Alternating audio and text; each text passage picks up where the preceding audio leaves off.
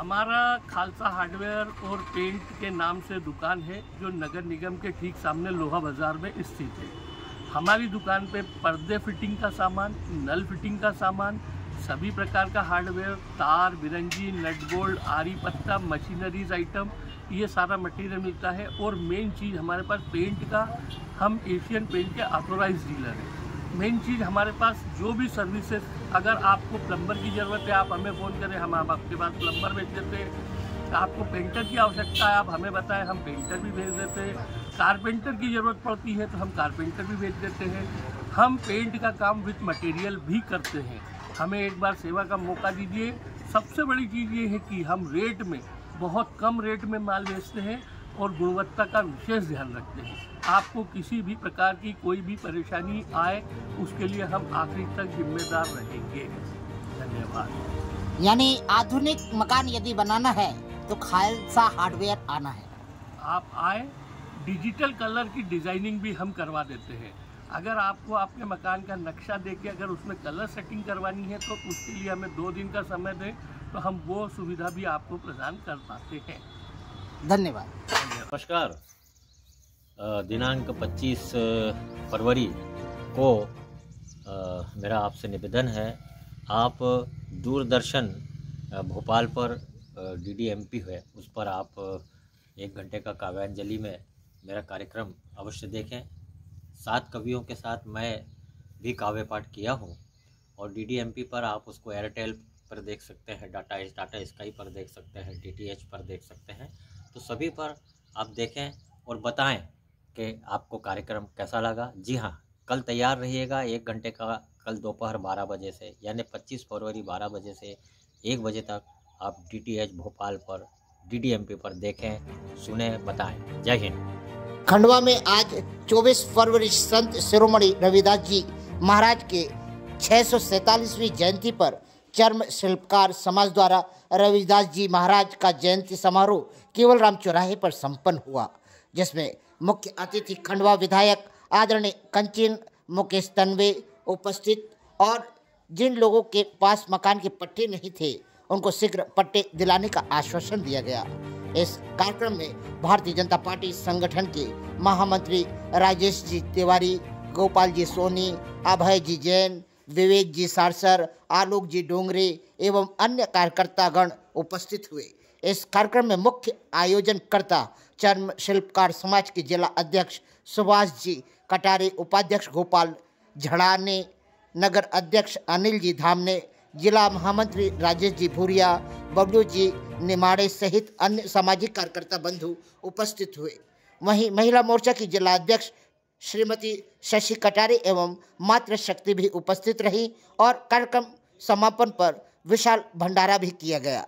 इस रविदास जयंती समारोह में जहां चर्मकार समाज के लोगों ने बढ़ चढ़कर हिस्सा लिया, वहीं पर खंडवा के वरिष्ठ नागरिकों ने भी बड़े खुलकर रविदास जयंती के विषय में, वहीं पर राजपाल सिंह ने भी गुरुद्वारे में जिस तरह से गुरुवाणी में रविदास जी के विषय में जिक्र किया, आप भी सुने क्या कहा। आज आदरणीय रविदास जयंती के अवसर पर एक भव्य कार्यक्रम रखा गया है। क्या प्रोग्राम निश्चित किया गया था?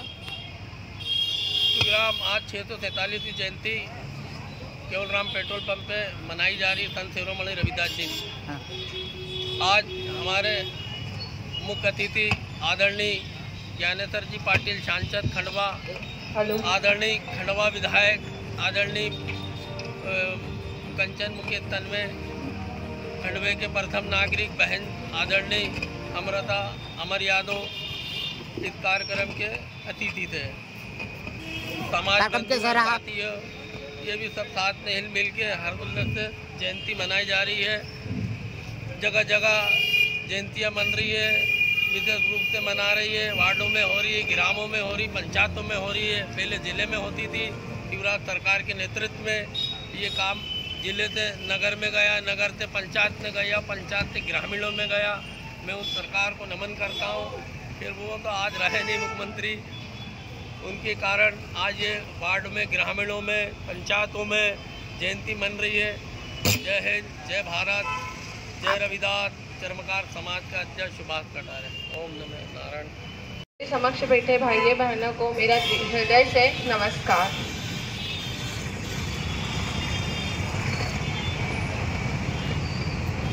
मैं संत रविदास जयंती की आप सभी को बहुत बहुत हृदय से शुभकामना देना चाहूँगी। संत गुरु रविदास का जन्म 1377 ईस्वी में उत्तर प्रदेश के वाराणसी में हुआ था। हिंदू कैलेंडर के अनुसार गुरु रविदास जी का जन्म माघ मास की पूर्णिमा तिथि को हुआ था, इसलिए हर साल माघ पूर्णिमा के दिन इनकी जयंती मनाई जाती है। कौन सी पूर्णिमा के दिन? माघ पूर्णिमा के दिन, जिसको आज हम बोलेंगे माघ पूर्णिमा के दिन इनकी जयंती मनाई जाती है। गुरु रविदास जी मध्यकाल में एक भारतीय संत कवि सतगुरु थे। कौन थे? गुरु रविदास जी मध्यकाल में एक भारतीय संत कवि सतगुरु थे। इन्हें संत शिरोमणि सतगुरु की उपाधि दी गई। इन्हें संत शिरोमणि सतगुरु की उपाधि दी गई। इन्होंने रविदास दिया पंथ की स्थापना की और इन्हें रचे गए कुछ भजन सीख लोगे के पवित्र ग्रंथ सुरु ग्रंथ साहिब में भी शामिल हैं। इन्होंने जात पात का घोर खंडन किया और आत्मदान का मार्ग दिखाया। इन्होंने हमेशा सत मार्ग के राह पे चलना सिखाया और इनका एक नारा था, मन चंगा तो कटौती में गंगा। ये हमेशा हमको सफलता की ओर मार्गदर्शित करता है। आज के पीढ़ियों को मैं यही कहना चाहूंगी कि जात पात को दूर रख के अपने कर्म पर ध्यान दे और हमेशा सत्य की ओर ध्यान दे। धन्यवाद। अच्छे व्यक्ति है, बहुत सज्जन है। इनके पद चिन्हों पे हम चले हैं। कहीं हम गलत होते थे तो इन्होंने मुझे बहुत समझाते थे। ऐसे समाज के अध्यक्ष भी है, ये तो सिख समाज के अध्यक्ष भी है। मैं इनको सम्मान देता हूँ, नमन करता हूँ। जय हिंद, जय भारत। एक बार नाम और बताइए। जय रविदास। एक बार नाम और बताइए। सुरजीत सिंह राजपाल। इनका बस स्टेशन पे बर्फ का डिपो है, कारखाना भी है। जी जानते हैं।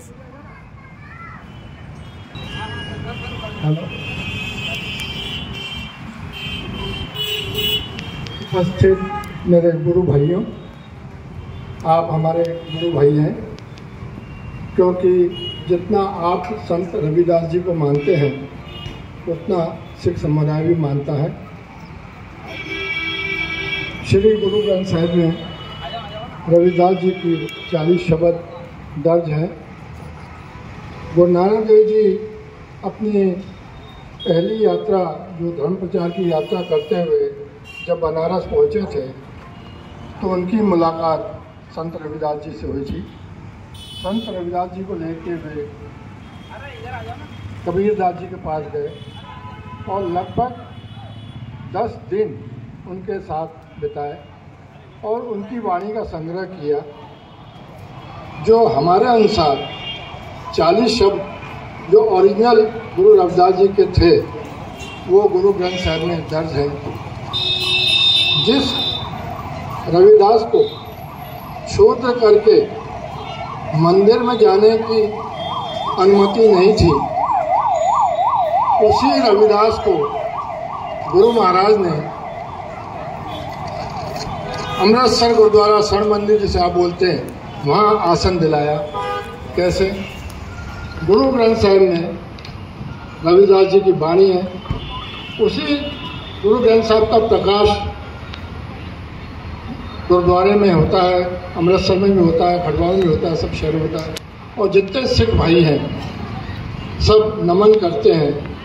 जहाँ गुरु नानक जी को, उनकी वाणी को नमन करते हैं, उतना ही सत्कार गुरु रविदास जी की वाणी को भी दिया जाता है। सबके इन जो मध्यकालीन जो संत हुए हैं, भगत रविदास, नामदेव, सदना, जैसा भी नाम बताया था, सदना, सैन, कबीर और गुरु नानक भी उसी मध्यकाल में हुए। इनका एक उद्देश्य था कि ईश्वर एक है, जात पात का कोई भेदभाव नहीं है, क्योंकि जात पात के भेदभाव उसमें बहुत था। 4 वर्णों में हमारा समाज बटा हुआ था। आपको मालूम है, मैं ज़्यादा वर्णन नहीं करूँगा। शूद्र समाज को सबसे नीचा माना जाता था और उसे नीचे ही काम दिखाया जाता था। तो गुरु नानक देव जी की बात थी, जात जन्म न पूछिए, सच घर लय बताए, सा जात सा पात है, जेहे कर्म कमाए। मतलब कर्म के आधार पर जात का निर्धारण होना चाहिए, जात जन्म के आधार पर नहीं होना चाहिए। भक्ति से भक्ति भाव में रहते थे। बच्चों को आज हमको बच्चा गलत काम तो वो आसानी खुद ही सीख जाता, कोई माँ बाप सिखाता नहीं। परंतु भक्ति सिखाना हो तो माँ बाप पीछे लगते हैं, तो बड़े मुश्किल से बच्चे भक्ति सीखते हैं। पर एक संत रविदास जी थे जो बचपन से ही भक्ति भाव में डूबे रहते थे। वो कहते थे कि जब ये दूसरे वर्ग के लोग भक्ति कर सकते हैं तो मैं क्यों नहीं कर सकता। तो इस समय छोटे वर्ग को भक्ति करने का अधिकार नहीं था। अगर कान में मुंह से बोले तो जबान का भी कुछ जो मैं बोलना नहीं चाहता है रोक दी जाती थी। कान में अगर शब्द आ जाए तो कान में भी शीशा डाल दिया जाता है। ऐसा वो समय का युग चल रहा था। उच्च वर्ग के लोग नहीं चाहते कि छोटे वर्ग के लोग भक्ति करें, और पिताजी भी नहीं चाहते कि तुम समाज का विरोध करो। और रविदास जी एक अकाल पुरुष, एक भगवान की भक्ति में लीन होते। उनकी वाणी है जो गुरु ग्रंथ साहिब में दर्ज है, हर्ष्यों हीरा छाड़ के करे अन्न की आस, ते नर दो जग जाएंगे साथ भाके रविदास। तो एक प्रभु की आराधना करते करते उनका भक्ति का जो प्रभाव था इतना बढ़ गया था कि अन्य वर्ग के लोग, अब मैं खुलासा नहीं करूँगा, आप समझ जाइए अन्य वर्ग के लोग कौन थे। अन्य वर्ग के लोग जो उच्च लोग थे वो ईर्ष्या करने लगे, वो तरह तरह से उनको परेशानी करने लगे। परीक्षा लेने की बात नहीं हुई, राजा को शिकायत है नकली भक्ति करते हैं, इनको अधिकार नहीं, भक्ति करने का अधिकार तो हमको है, इनको किसने दे दिया। अगर ये सही भक्त हैं तो अपना शालिग्राम गंगा नदी में तैरा के बता दें। राजा ने बोला ठीक है, ये परीक्षा, रविदास जी तुम तैयार हो? बोले हम तैयार हैं। ब्राह्मणों की पूजा तैयार, हम भी तैयार हैं। गए ब्राह्मणों ने अपनी पूजा पाठ करके शालिग्राम को गंगा नदी में तैराया, क्योंकि उनकी भक्ति सच्ची नहीं थी, दिखावा था, आडंबर था। रविदास जी को शालिग्राम उठा डुबाने की बात कही तो रविदास जी ने कहा कि आप ही कोई शालिग्राम उठा दीजिए गंगा के किनारे से, मैं उसी की पूजा करके उसको अर्पण कर दूँ। ब्राह्मणों ने बहुत भारी सा गोल पत्थर उठाया, उनको दिया, उन्होंने पूजा की और नदी में तैरा दिया।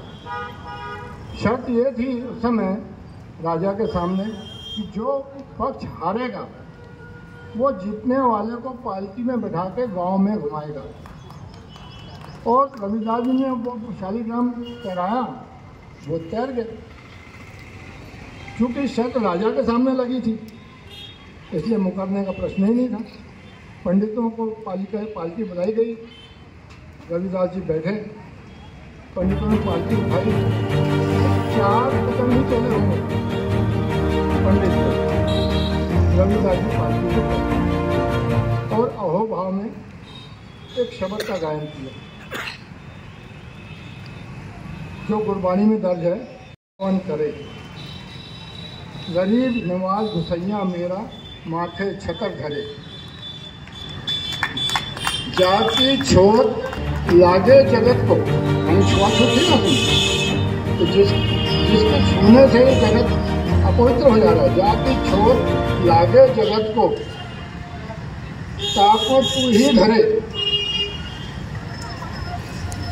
नीचो ऊंच करे मेरा गोविंद, काहू ते ना डरे। ऐसी भावना जो है आओ भाव के वो शब्द गाया।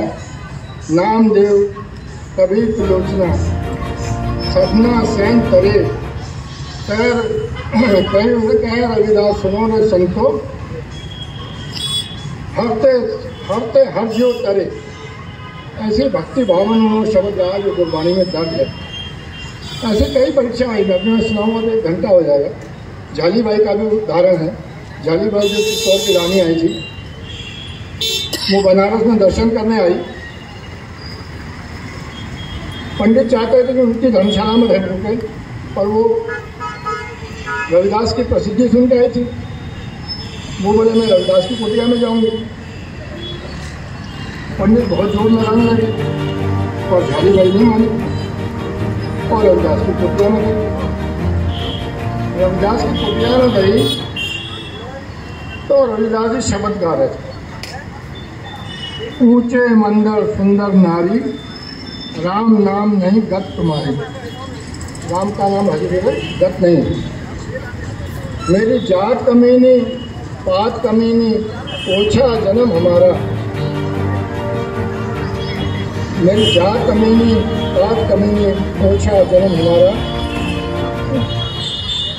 ऐसे ये शब्द पढ़ रहे थे तो वो बहुत प्रभावित हुई और उनके चरणों में गिरी और उनकी दासी बनी और चित्तौड़ आने का निमंत्रण।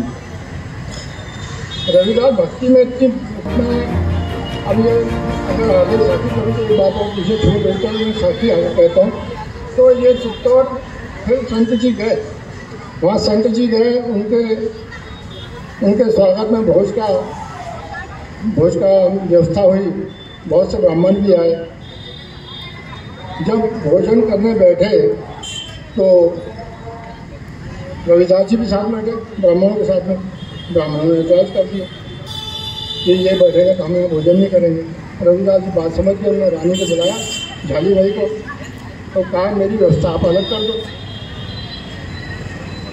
ध्यान से सुने, उन्होंने कहा व्यवस्था अलग कर दे। रानी को बड़ा गुस्सा है कि ऐसा नहीं हो सकता, आप हम मेरे गुरु हैं, आप मेरे साथ में बैठिए। बोले नहीं, तुम्हारी व्यवस्था खराब हो जाती, आप मुझे अलग बिठा दें। रविदास जी अलग बैठ गए, अलग चले गए। ब्राह्मणों ने भोजन शुरू किया।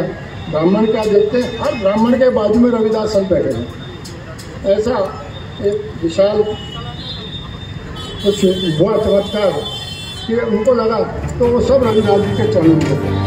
ये सब सिर्फ भक्ति भाव का काम था। वो निष्काम भाव से वो भक्ति करते थे, उनको कोई लालच नहीं था।